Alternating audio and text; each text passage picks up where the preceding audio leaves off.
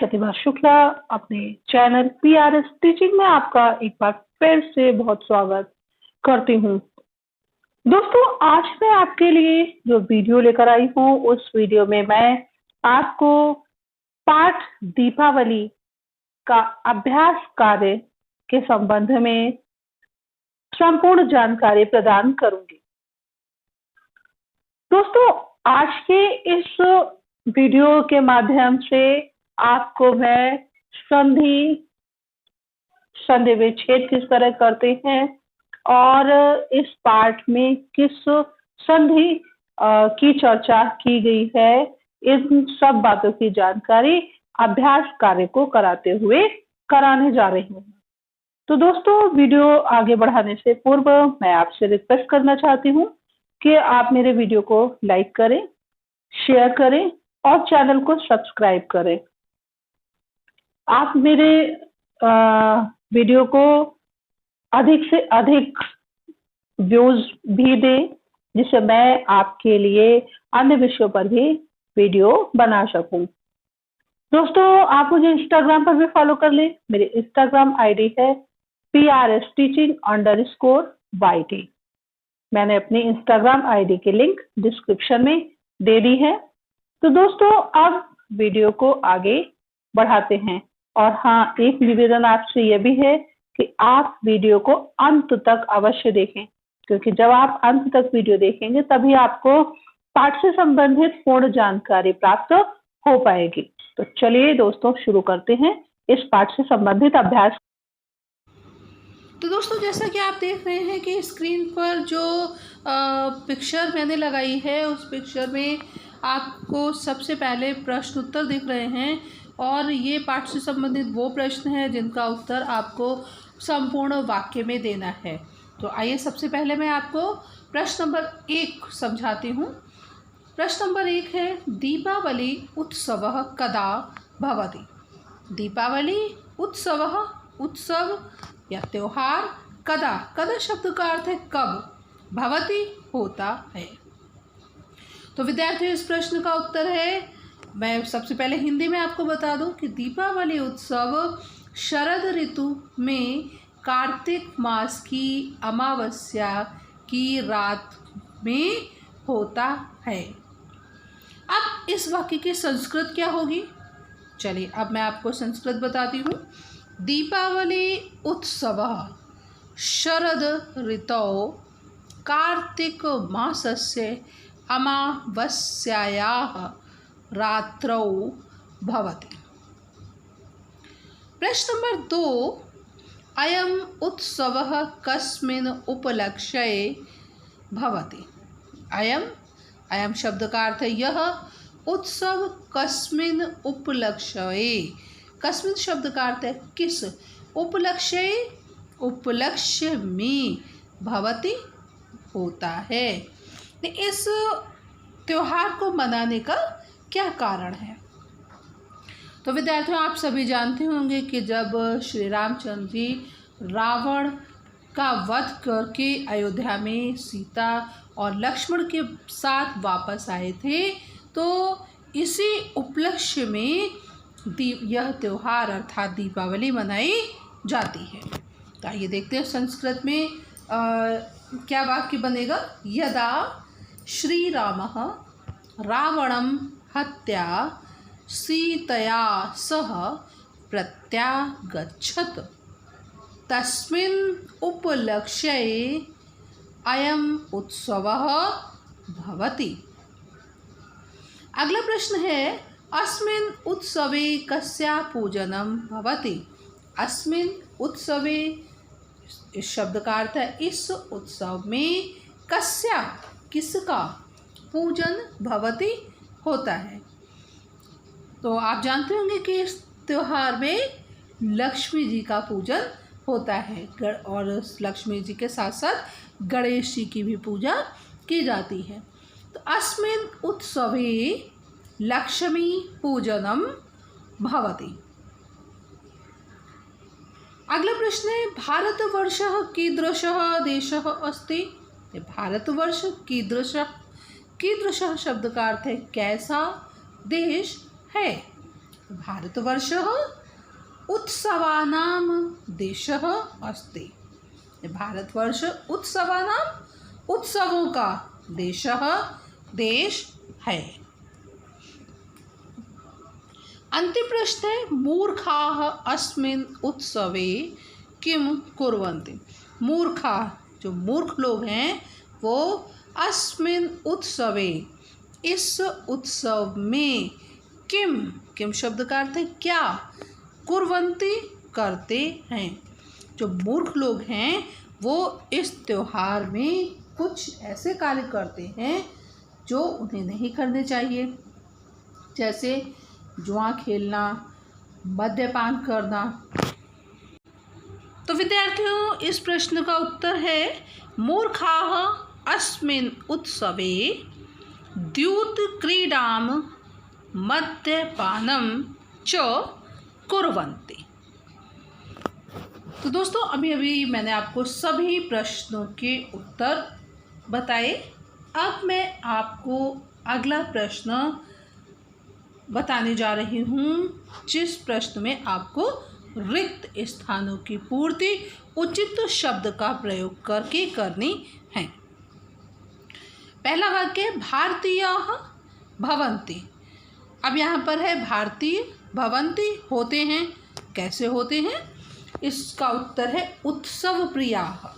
भारतीय लोग उत्सव प्रिय होते हैं, भारतीयों को त्यौहार बहुत अधिक प्रिय होते हैं। तो यहाँ इस वाक्य में आप उत्सव प्रियाः शब्द का प्रयोग करेंगे। अगला वाक्य है, श्री रामः यदा, फिर रिक्त स्थान है, हत्वा अयोध्याम प्रत्यागच्छत्। श्री राम यदा, जब, हत्वा शब्द का अर्थ है मार कर, वध करके, अयोध्या प्रत्यागच्छत्, लौटे थे। तो यहाँ पर प्रश्न है किसको मारकर या किसका वध करके। यहाँ आप शब्द का प्रयोग करेंगे राक्षस राजम रावणम, राक्षसों का राजा रावण। अगला वाक्य है, रात्रौ भवति। रात्र में होता है, क्या होता है, लक्ष्मी पूजनम। रात में लक्ष्मी का पूजन होता है। लक्ष्मी पूजनम शब्द का प्रयोग आप करके इस वाक्य को पूर्ण करेंगे। अगला वाक्य, जनाः स्नेहेन वितरन्ति। जनाः शब्द का अर्थ है लोग, स्नेहेन स्नेह से, वितरन्ति बांटते, वितरन्ति शब्द का अर्थ है बांटते हैं। क्या बांटते हैं, मिष्ठान्नम, मिठाई। लोग जब खुश होते हैं तो इस दिवाली के त्यौहार में लोग मिठाई बांटते हैं। तो यहाँ इस वाक्य में आपको मिष्ठान्नम शब्द का प्रयोग करना है। अगला वाक्य है, मूर्खाः अस्मिन् पवित्रोत्सवे कुर्वन्ति। बीच में रिक्त स्थान है, क्या तुम मूर्ख लोग इस त्यौहार में क्या करते हैं। अभी मैंने इस विषय में आपको प्रश्न के उत्तर में भी बताया। तो आपको यहाँ पर द्यूतक्रीडाम मद्यपानम च, इन दो शब्दों का प्रयोग करना है। अंतिम वाक्य है, अस्माभिः मार्गम गम्येत। अस्माभिः हमें, मार्ग पर, गम्येत चलना चाहिए। किसके मार्ग पर चलना चाहिए, सत्यस्य। यहाँ पर आप सत्यस्य शब्द का प्रयोग करके इस वाक्य को पूरा कर लेंगे। दोस्तों, अब आगे बढ़ते हैं अगले प्रश्न की ओर। और अगले प्रश्न में आपको कुछ क्रिया पद दिए गए हैं, अर्थात कुछ धातु रूप दिए गए हैं, और आपको ये बताना है कि अमुक शब्द किस धातु से बना है, किस लकार से संबंधित है और किस पुरुष और वचन के अंतर्गत आता है। सबसे पहले शब्द है कुर्वन्ति। कुर्वन्ति शब्द क्री धातु से बनता है और यह लट लकार से संबंधित है। प्रथम पुरुष बहुवचन का रूप है। अगला शब्द है संति। तो विद्यार्थियों, संति शब्द अस धातु से बनता है और यह लट लकार का रूप है, प्रथम पुरुष और बहुवचन का रूप है। अगला शब्द है आगच्छत। आगच्छत शब्द गम धातु से बना है, लंग लकार का रूप है और प्रथम पुरुष एक वचन के अंतर्गत आता है। दोस्तों अगला शब्द है भवति। भवति शब्द भू धातु से बनता है और यह शब्द लट लकार से संबंधित है और प्रथम पुरुष एक वचन का रूप है। गच्छेत। गच्छेत शब्द गम धातु से बनता है और यह विधिलिंग लकार का रूप है। प्रथम पुरुष एक वचन के अंतर्गत यह शब्द आता है। अंतिम शब्द है वितरन्ति। तो विद्यार्थियों वितरन्ति शब्द वितरण धातु से बनता है। यह लट लकार का रूप है और प्रथम पुरुष बहुवचन के अंतर्गत आता है। तो विद्यार्थियों इन क्रियापदों को याद करके आप अपने शाब्दिक ज्ञान को और भाषा संबंधी ज्ञान को बढ़ा सकेंगे। तो मैं आपसे यही कहना चाहूँगी कि आप इन क्रिया रूपों को या जो भी शब्द रूप हैं इनको बार बार पढ़ते रहें, इनको दोहराते रहें। अब आगे बढ़ते हैं अगले प्रश्न की ओर। तो विद्यार्थियों मैंने जैसा कि पहले ही बताया था कि मैं विशेष रूप से अभ्यास कार्य में आपको संधि, विच्छेद और संधि इन दो चीज़ों से अवगत कराऊंगी। तो अब अगला प्रश्न है जिसमें कुछ शब्द दिए गए हैं और उन शब्दों का संधि विच्छेद आपको करना है। दोस्तों आप जानते होंगे कि संधि विच्छेद प्रक्रिया में एक शब्द को दो शब्दों में विभाजित किया जाता है। तो आपको यहाँ पर ध्यान पूर्वक देखना होगा और समझना होगा कि शब्द किन दो शब्दों के मिलने से बनता है। ठीक है, क्योंकि संधि कार्य जब होता है तो वो दो शब्दों से मिलकर एक शब्द बनता है और जब विच्छेद किया जाता है तब उस शब्द को अलग अलग दो शब्दों में बांटने की प्रक्रिया विच्छेद कही जाती है। तो आइए अब हम देखते हैं कि पहला शब्द क्या है। पहला शब्द है इत्युक्ति। तो दोस्तों यह शब्द जिन दो शब्दों से मिलकर बना है वो है इति और उक्ति।